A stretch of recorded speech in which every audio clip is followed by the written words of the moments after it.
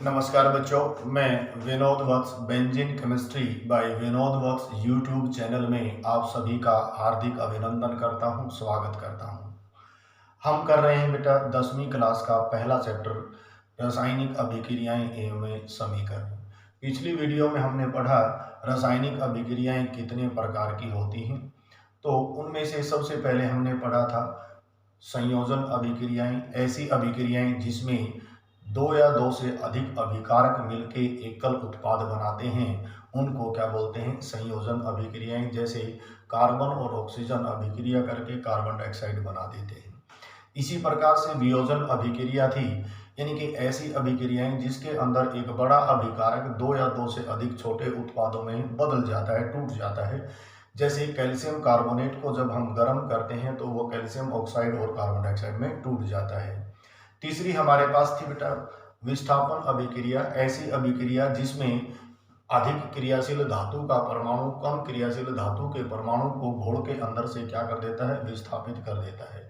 जैसे copper sulphate के घोल के अंदर जब हम जिंक का टुकड़ा या आयरन का टुकड़ा डाल देते हैं तो जिंक और आयरन जो हैं ज़्यादा क्रियाशील धातुएं हैं, वो घोल के अंदर से कॉपर आयन को क्या कर देंगी? विस्थापित कर देती हैं।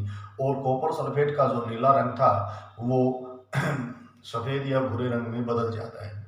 फिर था हमारे पास चौथी प्रकार की जो अभिक्रियाएं थी बेटा द्वि विस्थापन अभिक्रियाएं, ऐसी अभिक्रियाएं जिसमें आयनों के बीच आदान प्रदान, अभिकारकों के अंदर आयनों के बीच आदान प्रदान होता है, उनको द्वि विस्थापन अभिक्रियाएं कहते थे। जैसे हमने सोडियम सल्फेट के सॉल्यूशन के अंदर क्या ऐड कर दिया? बेरियम क्लोराइड मिक्स किया तो सोडियम और बेरियम के आयन क्या हो गए? आदान प्रदान हो गए, और एक बन गया बेरियम सल्फेट और दूसरा बन गया सोडियम क्लोराइड। इसको हम अवक्षेपण अभिक्रिया भी कहते हैं, क्योंकि बेरियम सल्फेट जो बना वो अवक्षेप है, अघुलनशील पदार्थ होता है।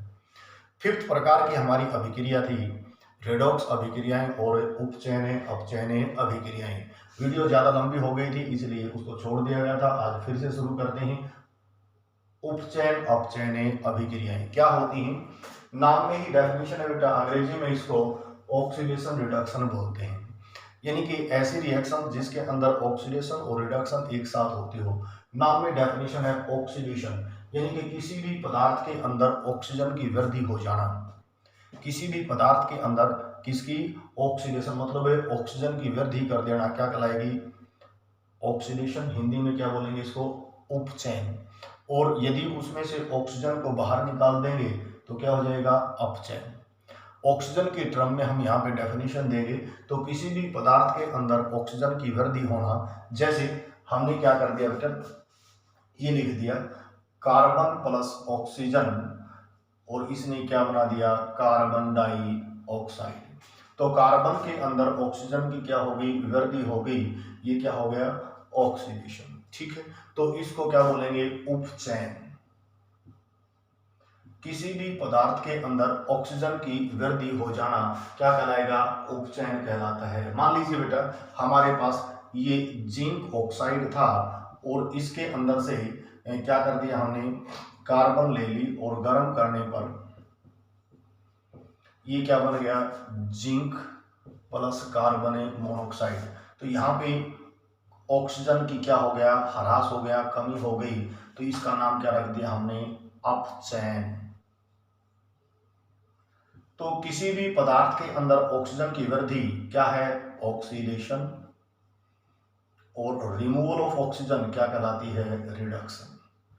तो अभिक्रिया, वे अभिक्रियाएं जिसके अंदर उपचयन और अपचयन दोनों एक साथ होती हैं उनको क्या बोलते हैं? रिडॉक्स अभिक्रियाएं। लेकिन इससे पहले हम बोलेंगे बेटा उपचयन किसे कहते हैं? उपचयन। उपचयन के अंदर हम बात करेंगे बेटा किसी भी अभिकारक के अंदर या किसी भी पदार्थ के अंदर ऑक्सीजन की वृद्धि क्या कहलाएगी? उपचयन कहलाती है।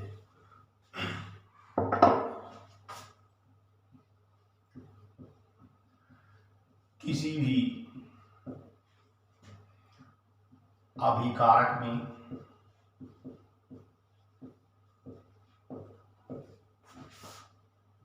ऑक्सीजन की वृद्धि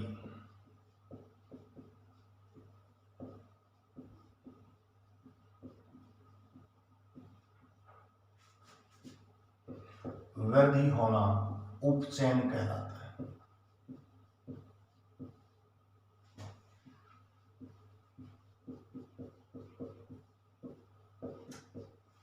बच्चे यहाँ पे कंफ्यूज हो जाते हैं बेटा उपचयन और अपचयन में, इसलिए इसके साथ में ऑक्सीडेशन जरूर लिख देता हूँ।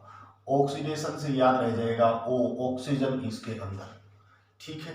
अब एग्जाम्पल देंगे इसके अंदर। मान लीजिए बेटा हमने कार्बन प्लस ऑक्सीजन और इसने क्या बना दिया, कार्बन डाइऑक्साइड दिखा दी। इसमें कार्बन के अंदर ऑक्सीजन की वृद्धि हो गई है। इसी प्रकार से कॉपर था, ऑक्सीजन के साथ जब हमने गर्म किया तो गर्म करने पर तो ये क्या बन गया, कॉपर ऑक्साइड बन गया। तो इसमें भी ऑक्सीजन की क्या हो रही है, वृद्धि हो रही है। तो किसी भी पदार्थ के अंदर किसका ऑक्सीजन की वृद्धि होना क्या कहलाता है, उपचयन ऑक्सीडेशन कहलाता है।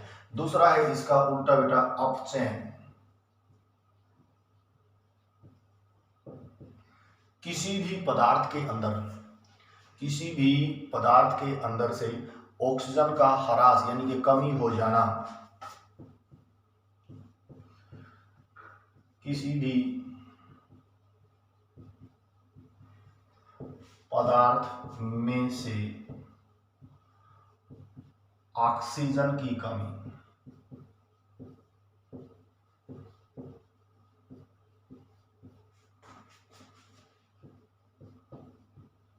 होना अपचयन कहलाता है।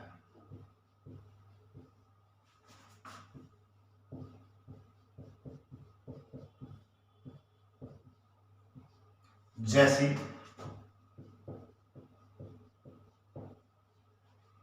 हमारे पास जिंक ऑक्साइड, जब इसको कोक के साथ गर्म किया गया, डेल्टा का मतलब बेटा हीट करना होता है, तो ये आ गया हमारे पास, इसने बना दिया जिंक और कार्बन मोनोऑक्साइड।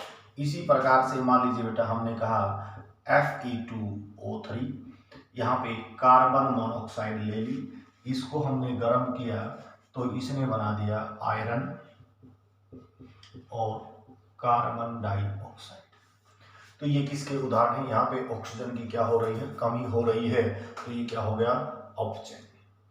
अब ऐसी अभिक्रिया जिसमें एक का उपचयन हो रहा हो और दूसरे का क्या हो रहा हो, अपचयन, यानी कि दोनों अभिक्रियाएं साथ साथ होती हैं, उनको क्या बोलते हैं, उपचयन अपचयन अभिक्रिया और रिडॉक्स अभिक्रिया। तो डेफिनेशन लिखेंगे बेटा, उपचयन अपचयन अभिक्रिया यानी कि रिडॉक्स अभिक्रियाएं, तो ऐसी अभिक्रियाएं जिसमें ऑक्सीडेशन और रिडक्शन दोनों एक साथ होती हैं।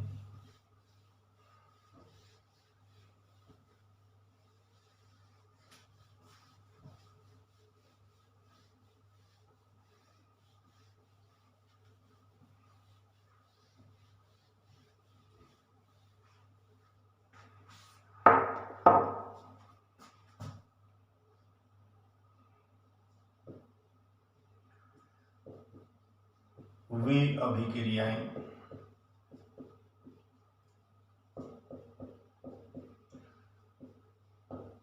जिनमें एक पदार्थ का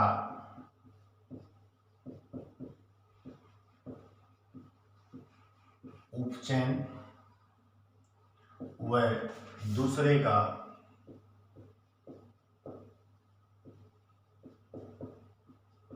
अपचयन एक साथ हो रहा हो,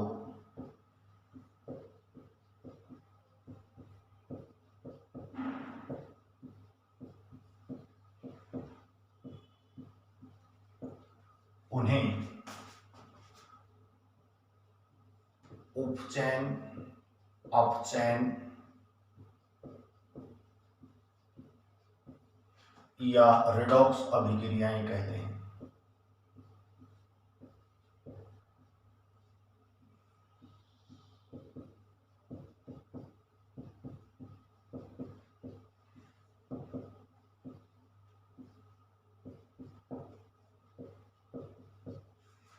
जैसे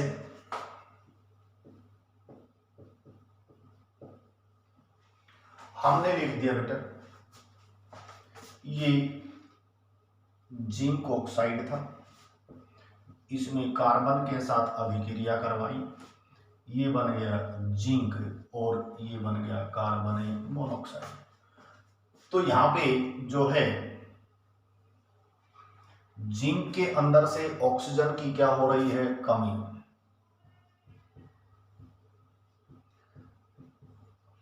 ऑक्सीजन का ह्रास,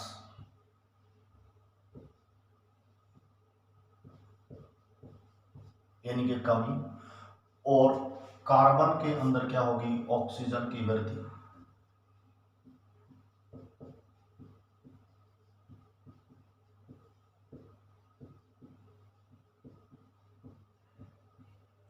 ये तो जिसमें ऑक्सीजन की वृद्धि हो गई वो तो हो गया उपचयन, और ये क्या आ गया, अपचयन। इसलिए ये क्या होगी, एक रिडॉक्स अभिक्रिया। ऐसी अभिक्रिया जिसमें एक पदार्थ के अंदर ऑक्सीजन की कमी हो रही है, दूसरे के अंदर ऑक्सीजन की वृद्धि हो रही है, और दोनों एक साथ हो रही हों, उन अभिक्रियाओं को क्या बोलते हैं बेटा, उपचयन अपचयन अभिक्रिया। अब यहाँ पे पेपर में अक्सर ये पूछ लेते हैं कि बताइए भाई किसकी ऑक्सीडेशन हो रही है, किसकी रिडक्शन हो रही है, किसका उपचयन हुआ, किसका अपचयन हुआ। यदि किसी भी पदार्थ के अंदर, मैं गुरु मंत्र देता हूं, यदि किसी भी पदार्थ के अंदर oxygen, fluorine, chlorine, bromine, iodine add हो रही है तो क्या हो जाएगी, वो उपचयन हो रहा है उनका। और यदि किसी के अंदर हाइड्रोजन क्या हो रही है, ऐड हो रही है, तो वो क्या कहलाएगा, अपचयन। तो इसके लिए हमारे पास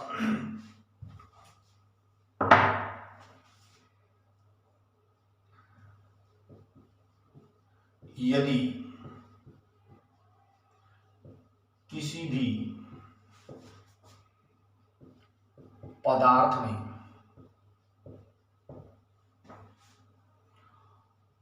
oxygen, fluorine, chlorine, bromine, iodine आदि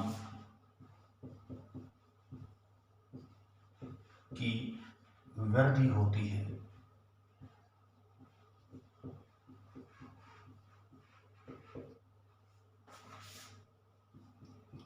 तो उसका उपचयन होगा।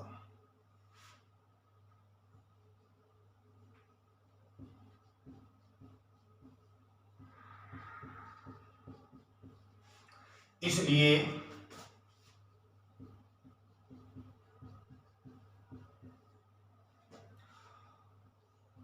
ऑक्सीजन, फ्लोरीन, क्लोरीन,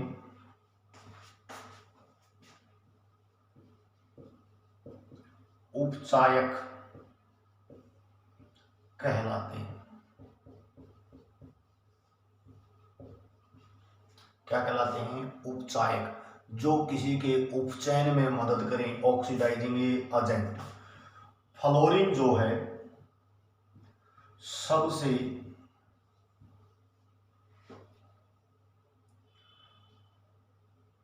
अधिक शक्तिशाली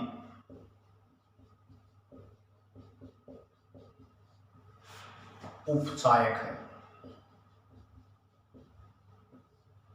उसके बाद ऑक्सीजन की बारी आती है। तो यदि मान लीजिए यही है तो इसके अंदर से बेटा आपने ये देखना है कि भी ऑक्सीजन की कमी हो रही है, लेकिन कई रिएक्शन ऐसी मिलेंगी जहाँ पे ऑक्सीजन वगैरह का कोई चक्कर नहीं होगा, तो उनमें हैलोजन आपको मिल सकती है। तो जिसके अंदर ऑक्सीजन के अलावा फ्लोरीन, क्लोरीन, ब्रोमीन, आयोडीन की वृद्धि हो जाती है, वो भी क्या कहलाती है, उपचयन अभिक्रिया कहलाती है।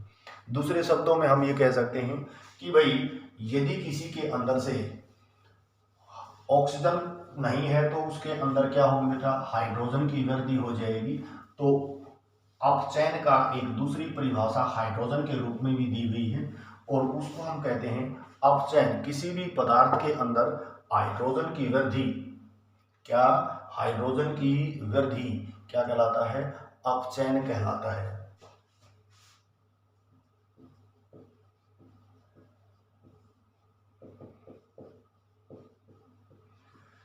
किसी पदार्थ में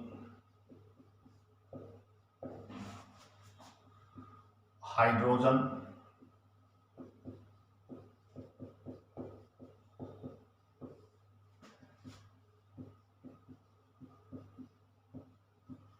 की वृद्धि होना अपचयन कहलाता है।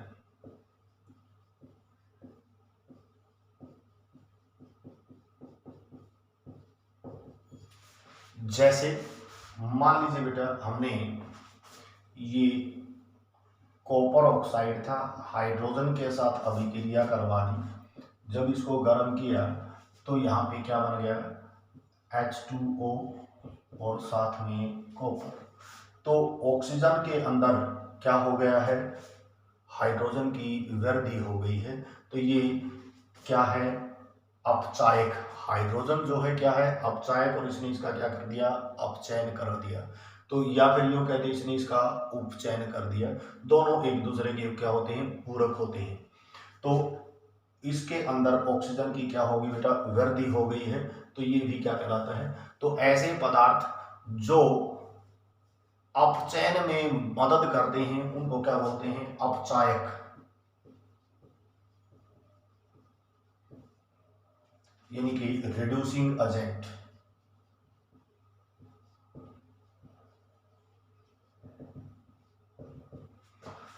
दोज सब्सटेंस, वे पदार्थ जो अपचयन में मदद करते हैं, अपचयन में सहायक हैं,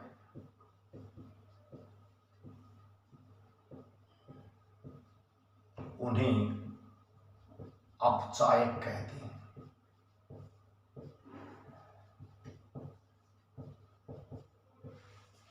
जैसे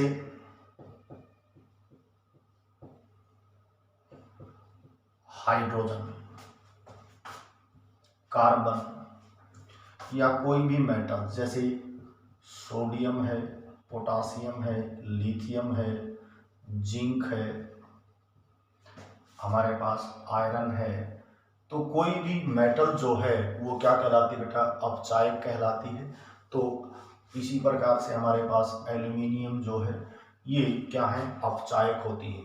तो यदि किसी पदार्थ में ये जो कहीं भी आपको मिल जाएं तो ये क्या होंगे बेटा, अपचायक होंगे और ये अपचयन करेंगे, अपचयन में मदद करते हैं। और ये जो हैं, जो हमारे पास उपचायक जो होते हैं, फ्लोरीन, क्लोरीन, ब्रोमीन, आयोडीन, ये ऑक्सीडेशन में मदद करते हैं। और इनमें से सबसे ज़्यादा क्या हो जाएगा, फ्लोरीन जो है शक्तिशाली उपचायक है। इनमें से हमारे पास जो है वैसे लिथियम होता है सबसे स्ट्रॉन्ग अपचायक। तो आपसे एक एक नंबर में ये भी पूछा जा सकता है भाई, इस अभिक्रिया के अंदर से कौन सा अपचायक है, कौन सा उपचायक है। ये तो क्या हो गया, अपचायक, और ये क्या हो गया, उपचायक। जिसमें ये हो जाए कोई भी ये दिखाई देता है तो उपचायक लिख देना है, और इनमें से यदि कोई है तो क्या हो जाएगा, अपचायक। ठीक है। तो यहाँ पे ये थी बेटा हमारे पास रिडॉक्स से अभिक्रियाएं, छोटी छोटी यानी कि डेफिनेशन हो सकती हैं, एक एक नंबर में हो सकता है। अब हमारे पास दो छोटे छोटे टॉपिक बच गए हैं इस यूनिट के। वो है, एक होता है संक्षारण क्या होता है।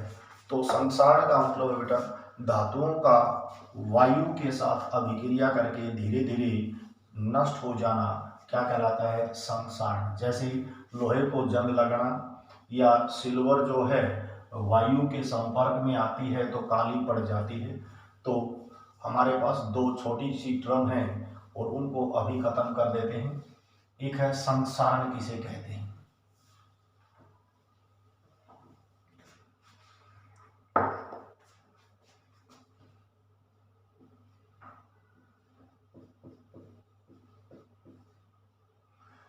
कोरोजन।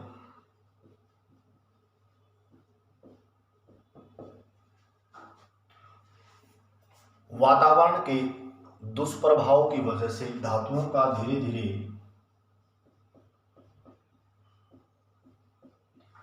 वातावरण के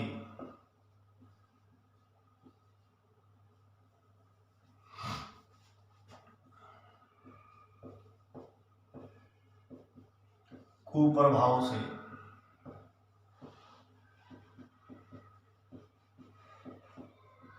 धातुओं का धीरे धीरे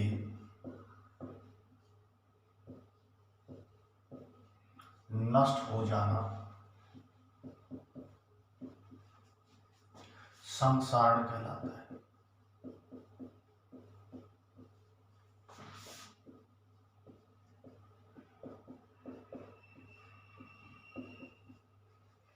यहां पे लोहे के केस में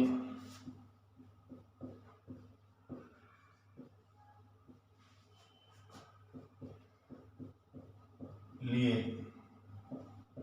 इसे जंग लगना कहते हैं।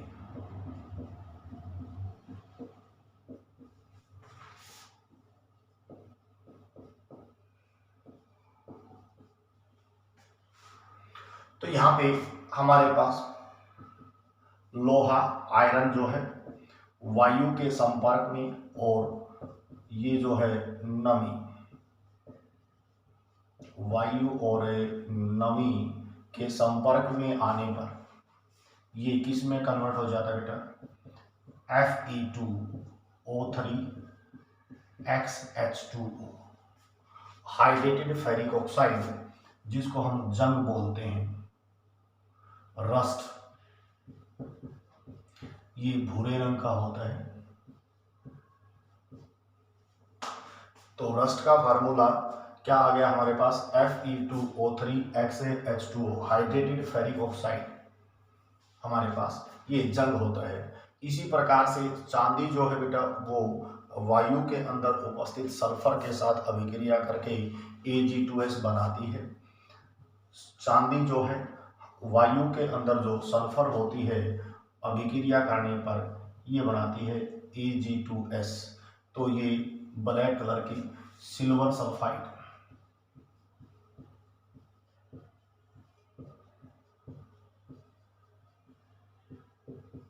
जो काले रंग की होती है। इसी प्रकार से जो तांबा है वो वायु के साथ और नमी के साथ अभिक्रिया करके कॉपर हाइड्रोक्साइड और कॉपर कार्बोनेट बना लेता है। तांबा जो है हमारे पास नमी और कार्बन डाइऑक्साइड के साथ, नमी और कार्बन डाइऑक्साइड के साथ रिएक्शन करके ये बनाता है बेटा कॉपर हाइड्रोक्साइड और कॉपर कार्बोनेट, यानी कि हरे रंग की परत जो जंग के रूप में लग जाती है। तो वातावरण के कुप्रभाव दुष्प्रभाव की वजह से क्या होता है? धातुओं का धीरे धीरे नष्ट होना क्या कहलाता है? जंग कहलाता है। तो यानी कि संक्षारण कहलाता है। संक्षारण के लिए दो चीज़ों का होना बहुत जरूरी है। पहली बात वायु और दूसरा जो है नमी। यदि धातुएं जो हैं वायु और नमी के संपर्क में कम आएंगी तो उनको जंग भी क्या लगेगा? कम लगेगा। तो यदि वातावरण में नमी ज़्यादा होगी और वायु की उपस्थिति ज़्यादा है तो जंग भी ज़्यादा लगेगा। तो संक्षारण के लिए जो आवश्यक शर्त है, एक तो वायु और दूसरा हमारे पास क्या है? नमी। तो संक्षारण से रोकने के लिए हमारे पास कौन कौन से उपाय हैं? धातुओं को संक्षारण से रोकने के लिए हम क्या करते हैं बेटा? एक तो ऑयल और पेंट लगा की परत चढ़ा देते हैं, दूसरा जो है उसके ऊपर जिंक की परत चढ़ा देते हैं लोहे के ऊपर। तो संक्षारण के बचाव,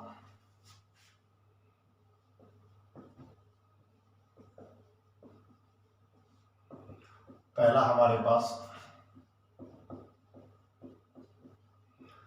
तेल या ग्रीस की परत चढ़ाकर, दूसरा जो है पेंट की परत चढ़ाकर,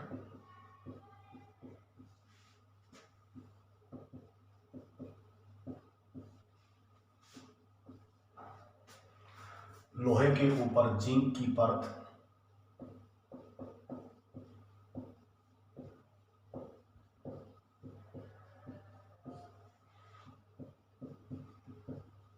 जिंक की परत चढ़ाकर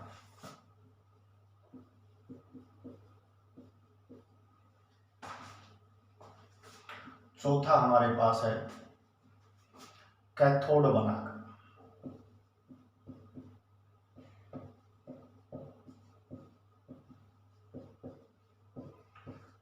अधिक क्रियाशील धातु का एक टुकड़ा लेंगे और जो जिस धातु को हमने बचाना है, मान लीजिए लोहे की पाइप है, ये हमारे लोहे की पाइप है, हम इसको जंग नहीं लगना देते, इसके कॉपर का तार ले लेंगे और इसके यहाँ पे एक ब्लॉक लेके मैग्नीशियम मेटल का और इसके कॉपर का तार लपेट करके इसको मिट्टी में क्या कर देंगे, दबा देंगे। तो जो अधिक क्रियाशील धातु है वो एनोड बन जाएगी और कम क्रियाशील धातु क्या बन गई, कैथोड। तो जब तक ये मैग्नीशियम का ब्लॉक रहेगा तब तक लोहे को जंग नहीं लगेगा। तो ये क्या बन गया है, कैथोड बन गया है। तो कैथोड बनाकर हम किसी भी धातु को प्रोटेक्ट कर सकते हैं। तो ये था बेटा संसार से धातुओं का बचाव। अब लास्ट हमारा जो टॉपिक है, विकृत गंधिता क्या है।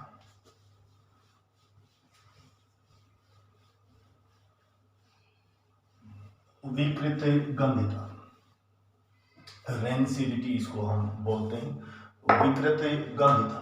तो विकृत गंधिता के अंदर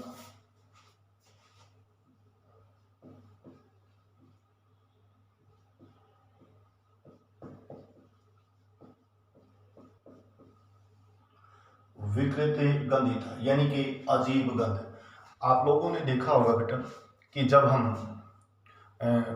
कई दिन के पुराने जो फास्ट फूड लेते हैं, मान लीजिए कुरकुरे चिप्स हैं, तो मान लीजिए हम डेट वगैरह नहीं चेक करते हैं, तो उस वक्त उनमें एक अजीब सी स्मेल, अजीब सा टेस्ट हो जाता है। या हो सकता है 1 महीना पुराने लड्डू हम खाएं तो उनमें एक अजीब सी स्मेल हो सकती है। तो जो तेलीय पदार्थ हैं, वायु के साथ अभिक्रिया करने से उनका क्या हो गया बेटा, अपचयन हो गया, उपचयन हो गया और उनके उपचयन से उनमें एक अजीब सी दुर्गंध पैदा हो गई और उस दुर्गंध का नाम क्या है, विकृति गंधिता। तो तेलीय पदार्थों का वायु के संपर्क में आने से, ऑक्सीकरण की वजह से उनकी टेस्ट में, स्वाद में और गंध के अंदर बदलाव हो जाना क्या कहलाता है, विकृति गंधिता कहलाता है।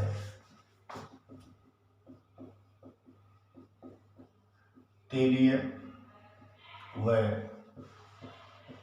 वसायुक्त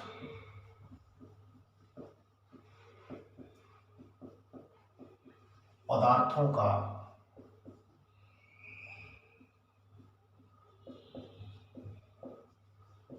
ऑक्सीजन से अभिक्रिया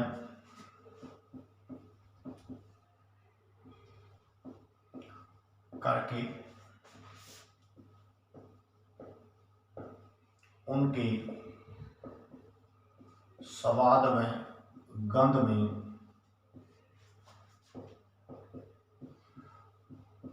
परिवर्तन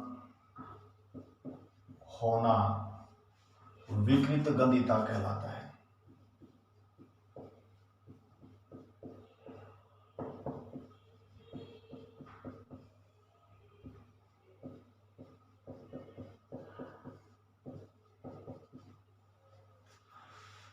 तो आजकल बेटा फास्ट फूड का ज़माना है और आप लोगों ने देखा होगा कि भाई फास्ट फूड जो है, पैक्ड फूड मिलता है तो उनके ऊपर डेट लिखी हुई होती है। डेट हम चेक नहीं करते हैं क्योंकि खाने से मतलब है, चलो मिल जाए बस। वो कहते हैं ना 5 मिनट का ब्रेक है और लेज के लिए बोले बॉस फिर 5 घंटे पकाएगा, तो लेज की हम खरीदते वक्त डेट चेक नहीं करते हैं।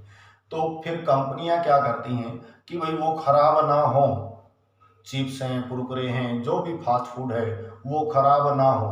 खराब ना हो तो इसका मतलब क्या है, उनका वायु के साथ संपर्क हटा दें।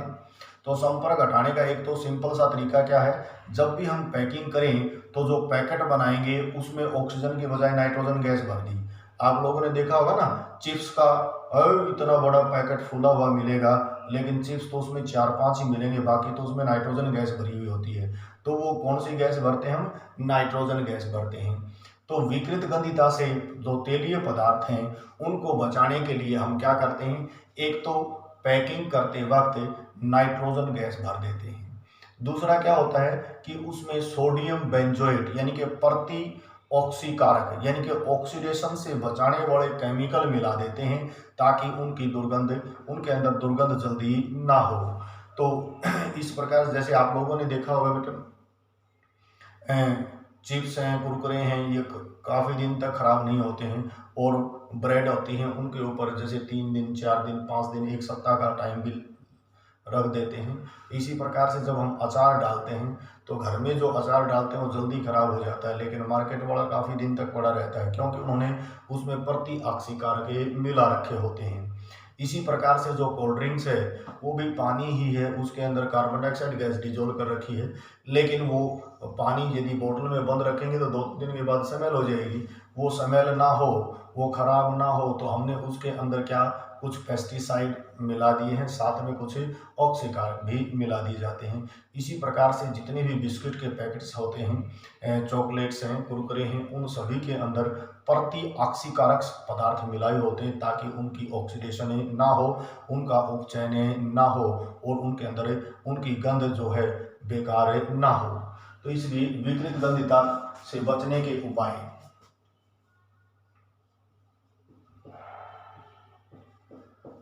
विकृत गंधिता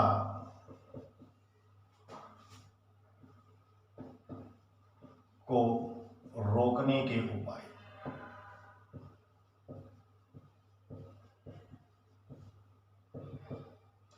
पहला जो है,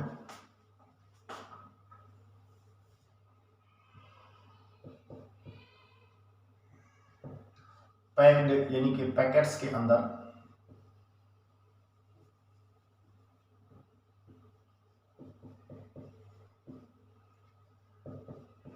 पैकिंग करते वक्त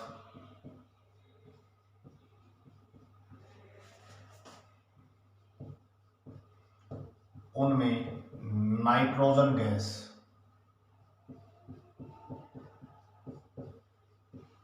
भरी जाती है। जितने भी हमारे चिप्स कुरकुरे के पैकेट्स होते हैं उनमें कौन सी गैस भरते हैं बेटा? Nitrogen gas. दूसरा जो है प्रति ऑक्सीकारक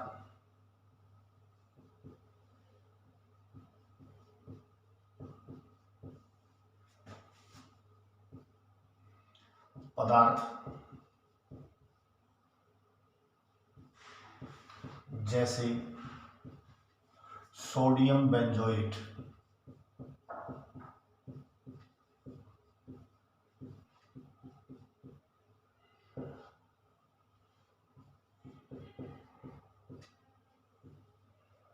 सोडियम बेंजोएट मिला देते हैं, जिससे उसकी ऑक्सीकरण, वे पदार्थ जो ऑक्सीडेशन को रोकते हैं उनको क्या बोलते हैं? प्रति ऑक्सीकारक कहते हैं। तो इसके ऊपर भी नोट लिखना आ सकता है बेटा। तो संसार और विकृत गंधिता यानी कि तैलीय पदार्थों का वायु की उपस्थिति में, यानी कि वायु के अंदर जो ऑक्सीजन है उसके साथ अभिक्रिया करके उनके गंध और स्वाद के अंदर बदल जाना क्या कहलाता है? विकृत गंधिता। इसको रोकने के 2 तरीके हैं। एक तो पैकिंग करते वक्त उसमें नाइट्रोजन गैस भर देते हैं, यानी कि हवा के संपर्क को रोका जाता है, और दूसरा प्रति ऑक्सीकारक पदार्थ जैसे सोडियम बेंजोएट वगैरह हैं वो हमें मिला देते हैं। या फिर जैसे अचार वगैरह होता है उसमें तेल डाल करके भी हम उनको विकृत गंधिता होने से बचा सकते हैं। तो ये था बेटा हमारा पहला चैप्टर। एनसीईआरटी एक्सरसाइज के जो प्रश्न उत्तर होंगे वो हम अगली वीडियो में करेंगे। आज के लिए इतना ही। घर पे रहिए, सुरक्षित रहिए, पढ़ते रहिए। किसी भी प्रकार की कोई दिक्कत है तो ये मेरा नंबर है 9813547787। इसके ऊपर कॉल कीजिएगा, आपकी प्रॉब्लम सॉल्व कर देगी। ये वीडियो आपको benzene chemistry by Vinod Vats YouTube channel पे मिलेगी। ये आपका अपना चैनल है बेटा, लाइक कीजिए, सब्सक्राइब कीजिए, ताकि आपके पास जल्दी से जल्दी नोटिफिकेशन पहुंचते रहे। Thank you.